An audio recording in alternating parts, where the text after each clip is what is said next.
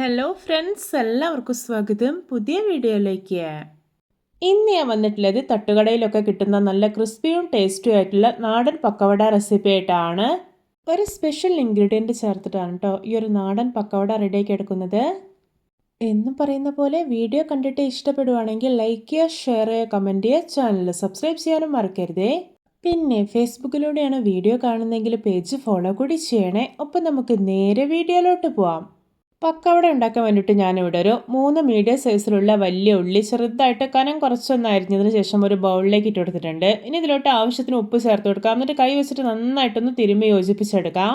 ഈ ഉള്ളിയിലുള്ള നീരൊക്കെ ഒന്ന് പുറത്തേക്ക് വരും വിധം നല്ല പെർഫെക്റ്റ് ആയിട്ട് തന്നെ ഒന്ന് തിരുമ്മി യോജിപ്പിച്ചെടുത്തിട്ടുണ്ട്.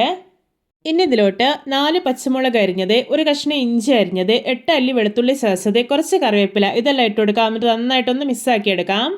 ഇനി ഇതിലോട്ട് 3/4 ഗ്ലാസ് മൈദ ഇട്ട് കൊടുക്കാം. പിന്നെ നല്ലൊരു ക്രിസ്മസിന് വേണ്ടിയിട്ട് 5 ടേബിൾ സ്പൂൺ അരിപ്പൊടി ഇട്ട് കൊടുക്കുന്നുണ്ട്. പിന്നെ ഒരു 4 ടേബിൾ സ്പൂൺ കടലപ്പൊടി കൂടെ ഇട്ട് കൊടുക്കാം.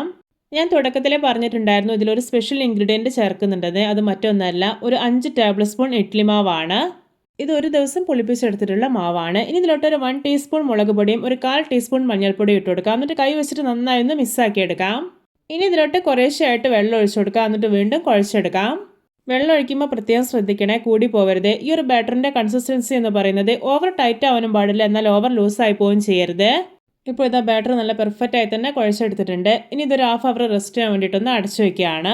ഇപ്പോൾ ഇത് ഹാഫ് അവർ ആയിട്ടുണ്ട്. ഇനി പക്കവട ഉണ്ടാക്കിയെടുക്കാം. അതിനായിട്ട് ഞാനിവിടെ ഒരു കടായിൽ എണ്ണ ഒഴിച്ച് നന്നായിട്ട് ചൂടാക്കി എടുത്തിട്ടുണ്ട്. ഇനി കുറേശ്ശെ മാവ് എടുത്തിട്ട് എണ്ണയിലോട്ട് ഇട്ട് കൊടുക്കാവുന്നതാണ്. ഒരു മീഡിയം ഫ്ലെയിമിൽ വെച്ചിട്ട് ഫ്രൈ ചെയ്തെടുക്കാനായിട്ട് പ്രത്യേകം ശ്രദ്ധിക്കണേ. അപ്പോഴേ ഇതിൻ്റെ ഉള്ളൊക്കെ നല്ല പെർഫെക്റ്റ് ആയി തന്നെ കുക്കായി കിട്ടുള്ളൂ. ഇപ്പോൾ ഇതിൻ്റെ ഒരു സൈഡെല്ലാം നന്നായിട്ടൊന്ന് മൊരിഞ്ഞ് കിട്ടിയിട്ടുണ്ട്. ഇനി ഇതെല്ലാം ഒന്ന് തിരിച്ചിട്ട് കൊടുക്കാവുന്നതാണ്.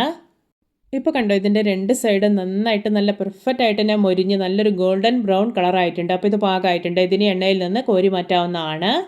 ഇത് നമ്മുടെ രുചികരമായിട്ടുള്ള നാടൻ പക്കവട റെഡി. നോക്കിയേ, കാണുമ്പോൾ തന്നെ കൊതി വരുന്നില്ലേ? ഇതുപോലെ മറ്റുള്ളതെല്ലാം ഉണ്ടാക്കിയെടുക്കാം.